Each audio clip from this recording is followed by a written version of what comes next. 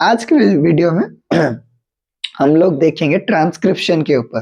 ट्रांसक्रिप्शंस के जितने भी बेसिक्स है मैंने आपके साथ डिस्कशंस किया है। अगर आप नहीं देखे हो तो आप जाके देख सकते हो, प्लेलिस्ट में ऑलरेडी प्रेजेंट है। ठीक है, उसमें हमने क्या क्या डिस्कशंस किया था, ट्रांसक्रिप्शन क्या है, ट्रांसक्रिप्शन यूनिट क्या है, आरएनए पॉलीमरेज एंजाइम क्या है, आरएनए पॉलीमरेज का होलो एंजाइम क्या है, कोर एंजाइम क्या है, ये जितने भी बेसिक चीजें था रिगार्डिंग टू द ट्रांसक्रिप्शन हमने खत्म कर चुके हैं। ठीक है, इस वीडियो में हम लोग मैकेनिज्म ऑफ ट्रांसक्रिप्शन को देखने की कोशिश करेंगे। ओके, मैकेनिज्म में हमने 3 पॉइंट देखना है। पहला बात तो ये एक्टिवेशन क्या है, दूसरी बात है इलोंगेशंस क्या है, और तीसरा बात है टर्मिनेशन क्या है। या फिर आप इसको ऐसे ही बोल सकते हो, इनिशिएशन क्या है, इलोंगेशन क्या है एंड टर्मिनेशन क्या है। इन 3 चीजों के बारे में आज के वीडियो में देखेंगे। So welcome to all of you to my छोटा सा क्यूट सा family, myself Pramit Kumar Patra. So बिना लेट के आज की वीडियो को स्टार्ट करेंगे, जो कि हम लोग लिखेंगे, हेडिंग देंगे मैकेनिज्म ऑफ ट्रांसक्रिप्शन। मैकेनिज्म। बच्चों, अगर आपको वीडियो अच्छा लग रहा हो तो जरूर इसको शेयर कीजिए अपने दोस्तों के साथ, सो दैट कि हमको भी मोटिवेशन मिलेगा। Mechanism of transcription. और मेरा वॉइस थोड़ा सा ये है क्योंकि मुझे थोड़ा सा सर्दी हुआ है, ज्यादा नहीं। ओके, बट होता है ऐसा, छोटा मोटा चीजें होती रहती है। ओके, तो जब भी हम लोग मैकेनिज्म ऑफ ट्रांसक्रिप्शन देखेंगे, पहले इसको कैसे डिवाइड करते हैं, पहले हमको पता होता है अगर ये एक ट्रांसक्रिप्शन यूनिट रहता है। ट्रांसक्रिप्शन यूनिट क्या है? ट्रांसक्रिप्शन यूनिट डीएनए का एक छोटा सा हिस्सा है। मान लो अगर डीएनए पूरा ऐसा होता है, पूरा ऐसा होता है, ये जो डीएनए का जो छोटा सा हिस्सा है, इसको मैं जूम करके आपको दिखा रहा हूँ। ओके, ये जो छोटा सा हिस्सा रहता है इसी को हम लोग ट्रांसक्रिप्शन यूनिट कहते हैं। और ट्रांसक्रिप्शन यूनिट डीएनए का पार्ट है, मतलब इसका 2 एंड्स होंगे, एक 5 प्राइम एंड रहता है और एक रहता है 3 प्राइम एंड। उसी हिसाब से अगर ये 5 प्राइम रहता है तो ये रहता है 3 प्राइम, और ये अगर 3 प्राइम है तो मतलब उसके ऑपोजिट में 5 प्राइम रहेगा, क्योंकि ये डीएनए है। ओके, और ये डीएनए को अगर आप ध्यान से देखोगे तो इनमें 3 रीजन, ये 3 जगह रहता है। ये पहले जगह को हम लोग क्या कहते हैं? Promoter region. और ये जो बीच वाला जगह है जिसको हम लोग क्या कहते हैं? Elongation region. Elongation region. और ये जो सबसे लास्ट वाला हिस्सा रहता है इसको हम लोग क्या कहते हैं? Termination reason. ओके, उसके बाद अगर हम लोग देखते हैं कि जो डीएनए का 2 स्ट्रैंड है, इसमें मैंने आपको एक ट्रिक बताया था। ट्रिक क्या होता है? CNS और एक होता है NTA। ये CNS NTA क्या है? टी का मतलब आप हमेशा याद रखना, टेम्पलेट। जो 3 प्राइम से 5 प्राइम वाला स्ट्रैंड होगा वो टेम्पलेट के तरीके से काम करेगा, मतलब ये टेम्पलेट स्ट्रैंड है। और जो टेम्पलेट है वही क्या है? नॉन कोडिंग है।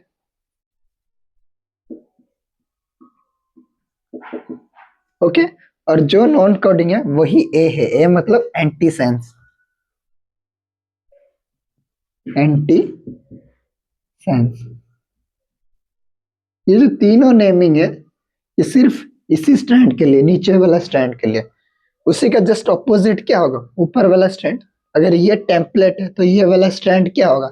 नॉन टेम्पलेट होगा। टेम्पलेट का मतलब क्या है? टेम्पलेट मतलब इसी स्ट्रैंड को देख के आरएनए बनता है, इसीलिए हम इसको टेम्पलेट बोलते हैं। ओके, तो अगर ये टेम्पलेट होता है ये नॉन टेम्पलेट होगा, ये नॉन कोडिंग है तो मतलब ये कोडिंग स्ट्रैंड होगा, और अगर ये एंटी सेंस दिया गया तो मतलब ये क्या होगा? सेंस स्ट्रैंड होगा। इतना चीजें आपको पहले ही क्लियर है क्योंकि मैंने आपको बता दिया। ठीक है, लेकिन अगर ये जो पूरा स्ट्रक्चर है, ये पूरा स्ट्रक्चर किसका है? ट्रांसक्रिप्शन यूनिट का।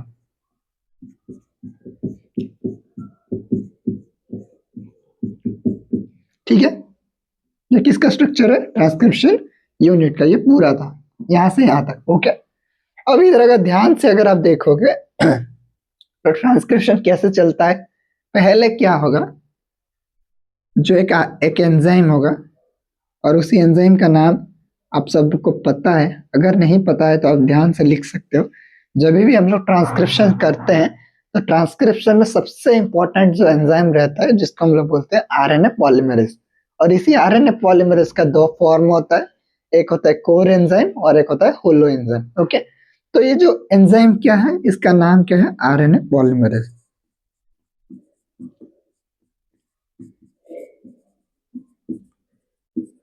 आरएनए पॉलीमरेज, ये आरएनए पॉलीमरेज एंजाइम आके बैठेगा कहाँ पे, प्रोमोटर के ऊपर बैठेगा। प्रोमोटर के ऊपर जब बैठेगा धीरे धीरे धीरे धीरे ये ऐसे आगे बढ़ेगा,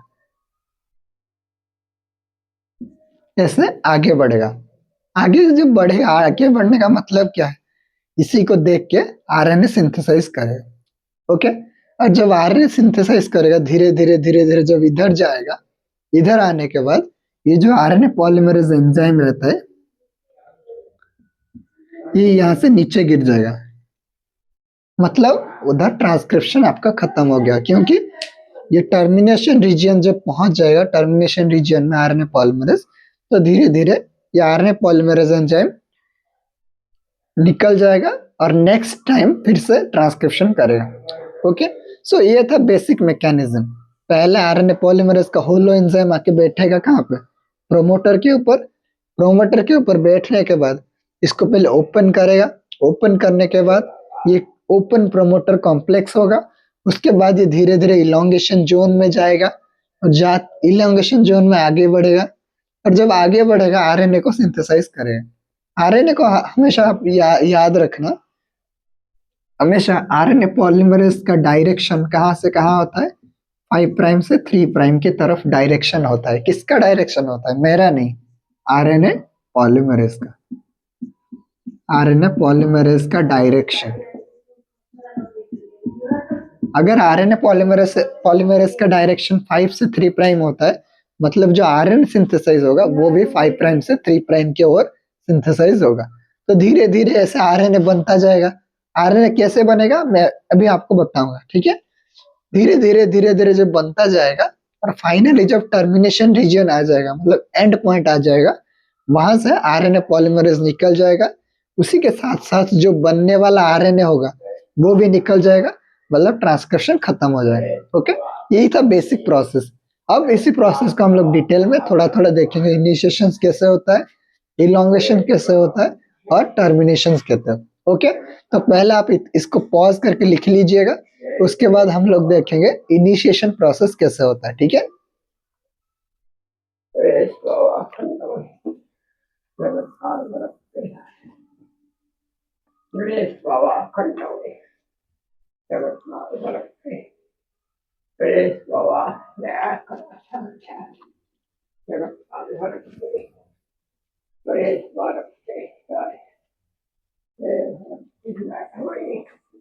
देखिए, तो सबसे पहले हम लोग हेडिंग लगाएंगे initiation of transcription.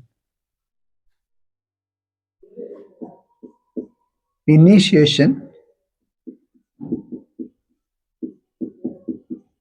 Of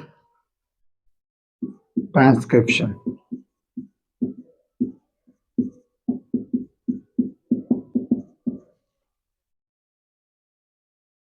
initiation of transcription. देखिए, जब भी हम लोग इनिशिएशंस पढ़ते हैं तो इनिशिएशंस पढ़ने से पहले हमको पहले प्रोमोटर के बारे में थोड़ा बहुत नॉलेज होना चाहिए। कौन सा, देखिए, जैसे मान लो ये एक डीएनए का क्या है, स्ट्रैंड।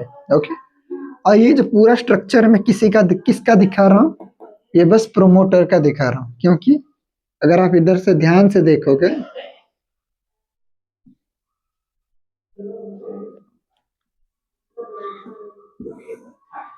अगर ये आपका 5 प्राइम एंड रहता है तो ये आपका 3 प्राइम एंड रहेगा, और अगर ये 3 प्राइम रहता है तो ये आपका 5 प्राइम रहेगा।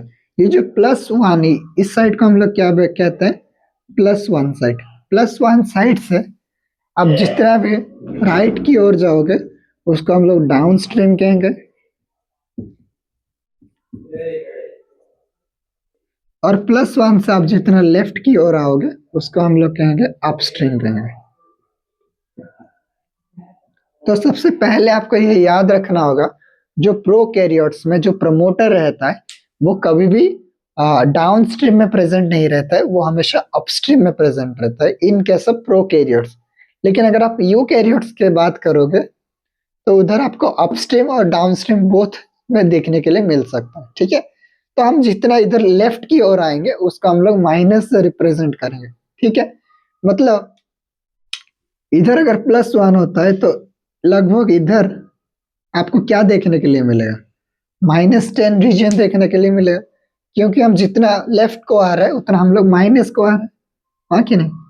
तो इधर आपको एक रीजन देखने के लिए मिलता है जिसको हम लोग कहते हैं -10 रीजन। ओके, और भी अगर हम लोग लेफ्ट की ओर आते हैं तो हमको क्या देखने के लिए मिलता है, -35 रीजन।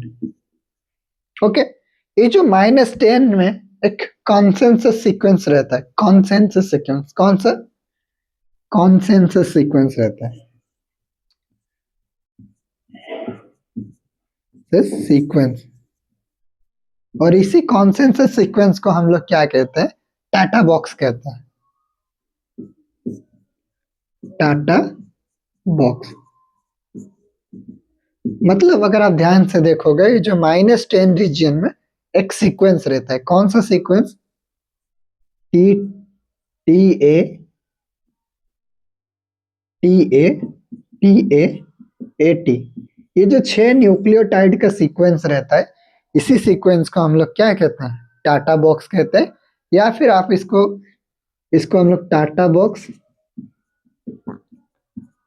या फिर प्रिब्नाव बॉक्स भी कहते हैं, ओके। लेकिन अगर आप ये -35 रीजन को अगर आप ध्यान से देखोगे तो इधर एक सीक्वेंस रहता है, इसको हम लोग कहते हैं TTGACA, ये सीक्वेंस रहता है। ओके, और इसको हम लोग क्या कहते हैं, जीसी बॉक्स कहते हैं। और ये पूरा इतना जो रीजन रहता है, ये पूरा जो इतना रीजन रहता है, इसी को हम लोग क्या कहते हैं, प्रमोटर। Structure of promoter.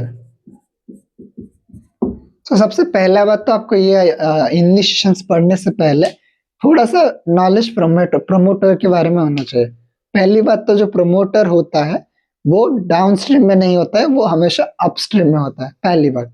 दूसरा पॉइंट ये है, कितने प्रोकैरियोट्स में कितने इंपॉर्टेंट प्रमोटर जो कि आपको याद रखना जरूरी है, 2 प्रमोटर के बारे में आपको याद रखना चाहिए, 2 सीक्वेंस के बारे में आपको याद रखना जरूरी है। पहला है -10 रीजन और दूसरा है -35 रीजन। जो -10 रीजन है उसका कॉन्सेंसस सीक्वेंस, कॉन्सेंसस सीक्वेंस मतलब अगर आप बहुत सारे न्यूक्लियोटाइड सीक्वेंस को अगर आप मैच करोगे, मान लो आप 1000 न्यूक्लियोटाइड सीक्वेंस को मैच कर रहे हो, उसमें से कुछ ऐसे न्यूक्लियोटाइड्स होंगे जो कि 1000 सीक्वेंस में कॉमन होंगे, उसी को हम लोग क्या कहते हैं, कॉन्सेंसस सीक्वेंस कहते हैं। तो उसी कॉन्सेंसस सीक्वेंस को हम लोग क्या कहते हैं, टाटा बॉक्स कहते हैं, जो कि कहाँ रहता है, -10 रीजन में रहता है। टाटा बॉक्स को आप प्रिब्ना बॉक्स भी कह सकते हो। ठीक है, उसके बाद आता है -35 रीजन। लेफ्ट की ओर अगर हम लोग आते हैं तो ये जो -35 रीजन रहता है उसमें एक सीक्वेंस रहता है जिसको हम लोग TTGACA कहते हैं, इसी को हम लोग जीसी बॉक्स कहते हैं। और ये पूरा इतना को मिलाने के बाद हमको क्या मिलता है, प्रमोटर का स्ट्रक्चर मिलता है। ओके, ठीक है, इतना याद आ गया। उसके बाद जैसे कि हमने पढ़े थे, जो पहले क्या होगा, आरएनए पॉलीमरेज का जो होलो एंजाइम रहेगा वो आके कहाँ बैठेगा, प्रमोटर के ऊपर। जो लोग मेरा प्रीवियस वीडियो नहीं देखे, मैं थोड़ा सा उनके बारे में बता देता हूँ। जो आरएनए पॉलीमरेज जो एंजाइम रहता है उसका 2 फॉर्म रहता है, एक रहता है कोर एंजाइम और एक रहता है होलो एंजाइम। अगर आप ध्यान से देखोगे ये होलो एंजाइम में एक ऐसा फैक्टर रहता है जिसको हम लोग क्या कहते हैं, सिग्मा फैक्टर। और उसी सिग्मा फैक्टर का काम क्या होता है, प्रमोटर के ऊपर आके बैठने में हेल्प करता है। किसको, मेरे को नहीं, आरएनए पॉलीमरेज को आके बैठने में हेल्प करता है। आरएनए पॉलीमरेज के अंदर 6 सब यूनिट्स रहते हैं, उसमें से एक सब यूनिट रहता है सिग्मा फैक्टर। अगर 6 सब यूनिट की जगह अगर 5 सब यूनिट रहता है तो उसको बोलते हैं कोर एंजाइम। ठीक है, तो core enzyme is without sigma factor and holo enzyme is with sigma factor. Core enzyme में 5 सब यूनिट रहते हैं, लेकिन होलो एंजाइम में 6 सब यूनिट्स रहते हैं। क्लियर? और कौन सा एक्स्ट्रा सब यूनिट रहता है? Sigma factor. और उसी सिग्मा फैक्टर का काम क्या है? आरएनए पॉलीमरेज को लाके कहाँ बैठाएगा? प्रमोटर के ऊपर बैठाने में हेल्प करता है। ठीक है, ओके। आप इसको पहले इतना लिख लीजिए, उसके बाद मैं थोड़ा सा इरेज करता हूँ। ओके, पॉज करके लिख लीजिएगा।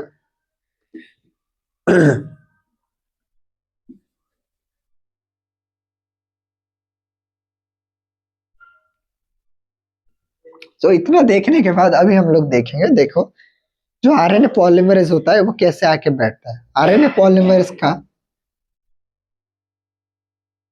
ये आता है सिग्मा फैक्टर, और सिग्मा फैक्टर के साथ अटैच होता है आपका पूरा कौन सा एंजाइम? कौन सा एंजाइम? जैसे कवर करके बैठा होता है,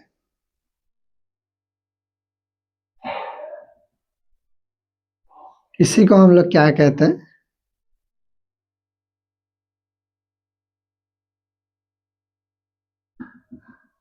आरएनए पॉलीमरेज। तो सबसे पहले क्या हुआ? आरएनए पॉलीमरेज binds to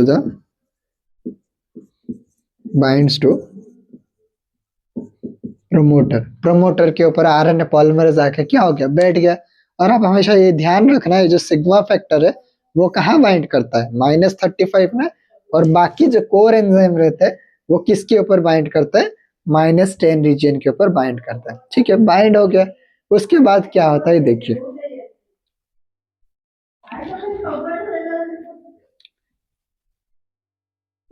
तो सबसे पहले क्या हुआ? आरएनए पॉलीमरेज बाइंड हुआ। उसके बाद देखिए इधर क्या होता है।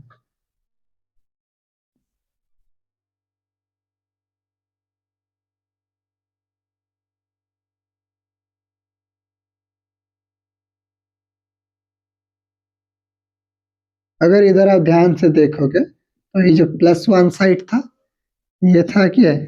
-35 रीजन। और ये जो -10 रीजन था, उधर आपको क्या होगा? ये पहले कौन से फॉर्म में था? मतलब सीधा था। इसे सीधे फॉर्म को हम लोग क्या कहते हैं? Closed promoter complex. Closed promoter complex. Closed क्यों बोला गया है? क्योंकि जो दोनों डीएनए का दोनों स्ट्रैंड है वो आपस में जुड़े हुए हैं, जैसे ओपन नहीं है। पहली बात। प्रमोटर क्या है? क्योंकि ये रीजन प्रमोटर है। कॉम्प्लेक्स क्यों लिखा गया है?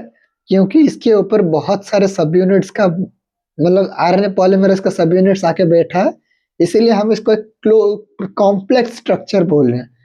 उसी हिसाब से इसके कंपैरिजन में अगर आप इधर ध्यान से देखोगे तो इधर को क्या हो गया है? एक ट्रांसक्रिप्शन बबल का फॉर्मेशन हुआ है। Transcription bubble formation. Transcription bubble का फॉर्मेशन हुआ है। ट्रांसक्रिप्शन बबल का फॉर्मेशन कैसे हुआ है? क्योंकि A11 एंड T7, ये जो दो न्यूक्लियोटाइड हैं, इनका बेस फ्लिपिंग हुआ है। बेस क्या हुआ है? बेस फ्लिपिंग हुआ है। जब बेस फ्लिपिंग होता है तो ये जो क्लोज था ये ऐसे ओपन हो जाता है। ओके, और इनके बीच में जो हाइड्रोजन बॉन्ड्स रहते हैं, क्योंकि आपको पता है जो डीएनए होता है, डीएनए में हाइड्रोजन बॉन्ड्स रहते हैं बिटवीन द नाइट्रोजनस बेसेस। तो ये जो बेस फ्लिपिंग होने के बाद इनके बीच में जो जो हाइड्रोजन बॉन्ड्स था वो ब्रेक हो जाता है, सो दैट कि जो क्लोज प्रमोटर कॉम्प्लेक्स था वो अभी कैसे बन जाता है? Open promoter complex.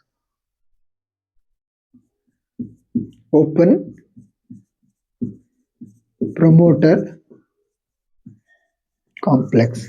ठीक है, सो पहला, ये एक पहला डायग्राम है। इसको हम लोग मल्टीपल डायग्राम्स में देखने की कोशिश करेंगे। तो ये पहला डायग्राम है, ये दूसरा डायग्राम है। ओके, तो पहले क्या हुआ? आरएनए पॉलीमरेज का जो होलो एंजाइम था वो आके पहले बैठा, और कौन सा सब फैक्टर उसको हेल्प करता है बैठने में? Sigma factor. और इधर आप ध्यान से देखिए, जो सिग्मा फैक्टर रहता है वो आपका जो कोर एंजाइम है उसके साथ बिल्कुल जुड़ा हुआ होता है। ओके, ठीक है।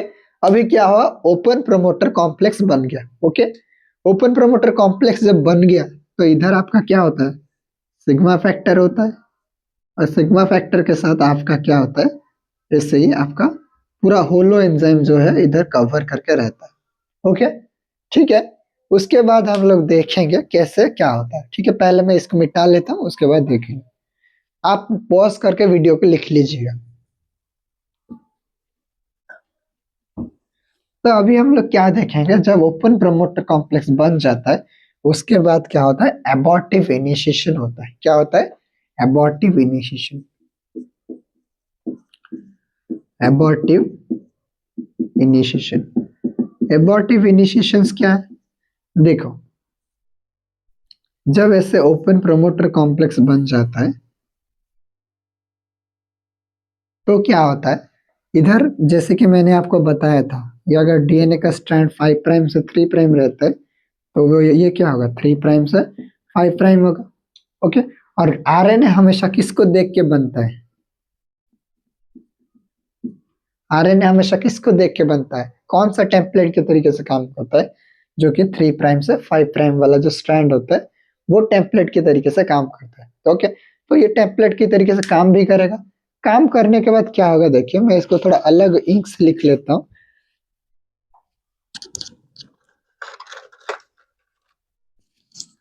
सो बेसिकली इधर से क्या होगा, धीरे धीरे आरएनए बनना शुरू होगा।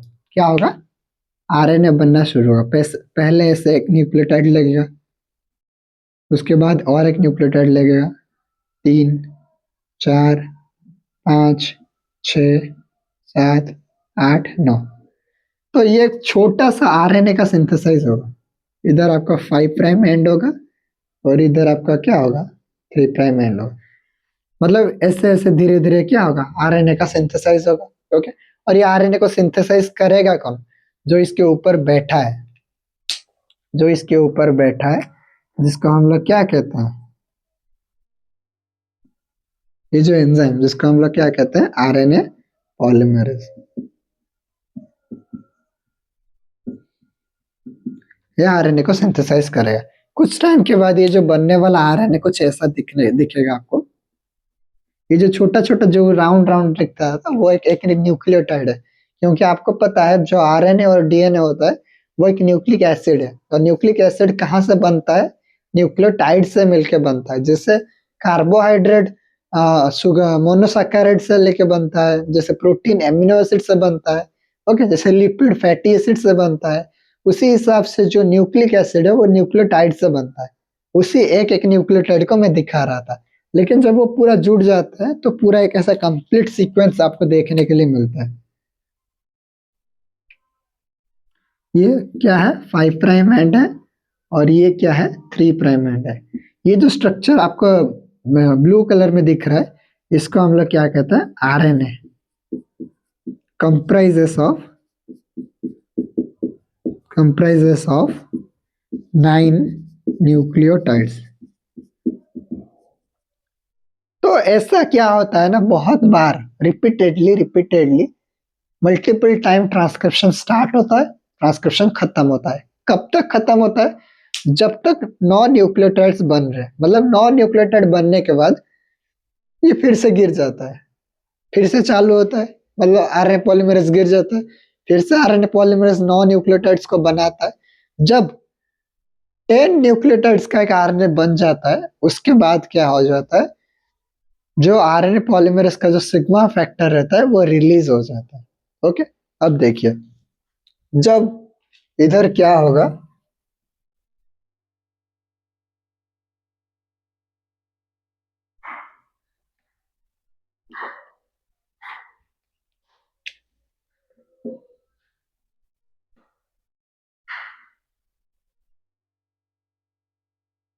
ऐसा डीएनए रहता है, डीएनए का 5 प्राइम रहता है और एक क्या रहता है, 3 प्राइम। एक होता है 3 प्राइम और एक होता है 5 प्राइम। ठीक है, कुछ ऐसा होता है। अब इधर हमने देखा था 9 न्यूक्लियोटाइड्स है, लेकिन जब यहाँ से एक 10 न्यूक्लियोटाइड्स का क्या होता है, आरएनए बन जाता है।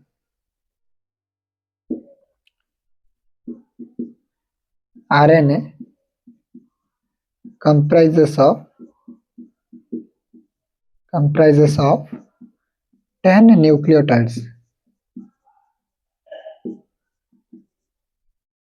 जब 10 न्यूक्लियोटाइड्स का एक आरएनए बन जाता है तो यहां से क्या हो जाता है,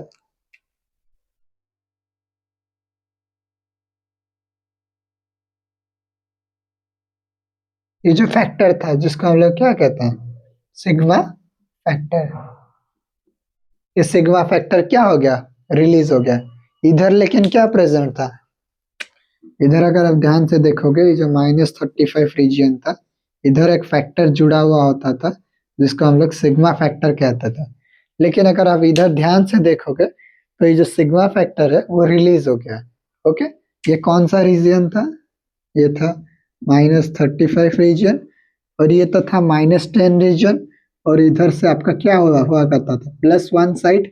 ओके, अभी इधर आपको ये जो पूरा स्ट्रक्चर है, ये पूरा स्ट्रक्चर किसका है, कोर एंजाइम की holoenzyme. Yes, you are right, this is core enzyme, RNA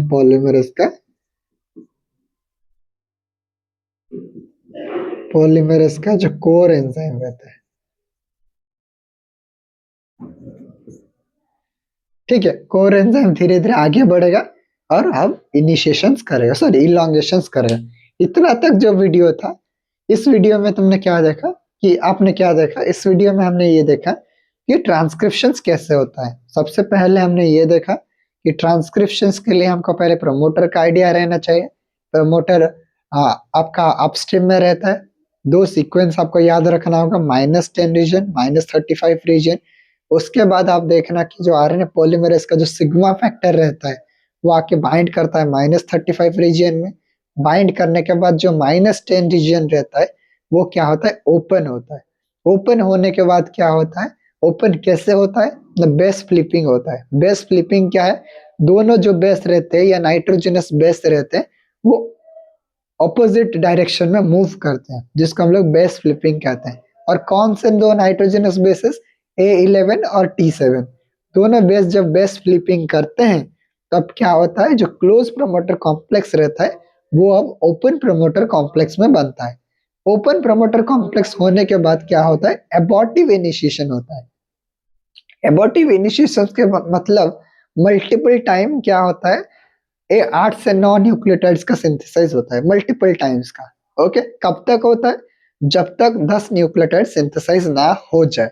okay, तो ऐसे ही मल्टीपल टाइम एबॉर्टिव इनिशिएशन रहता है, चलता है। लेकिन जब 10 न्यूक्लियोटाइड सिंथेसाइज हो जाते हैं उसके बाद आरएनए पॉलीमरेज से जो सिग्मा फैक्टर रहता है, वो सिग्मा फैक्टर क्या होता है, प्रमोटर से रिलीज हो जाता है। उसके बाद बचता है क्या, कोर एंजाइम या कोर एंजाइम। तो वही कोर एंजाइम क्या होता है, आगे बढ़ता है और वो क्या करता है, इलॉन्गेशन करता है। जब इलॉन्गेशन होने के बाद जब टर्मिनेशन तक पहुंच जाता है तो आरएनए पॉलीमरेज का जो कोर एंजाइम रहता है वो रिलीज हो जाता है, और उसके साथ साथ जो जो आरएनए बन जाता है उसको, वो आरएनए भी क्या हो जाता है, रिलीज हो जाता है, मतलब ट्रांसक्रिप्शन खत्म हो जाता है। ठीक है, नेक्स्ट वीडियो में हम लोग देखेंगे इलॉन्गेशंस क्या है और कैसे होता है। ठीक है, थैंक यू। और अगर वीडियो अच्छा लगता है तो जरूर इसके साथ शेयर कीजिए अपने दोस्तों के साथ, और हम ताकि हमको भी मोटिवेशन मिले। Thank you, have a good day.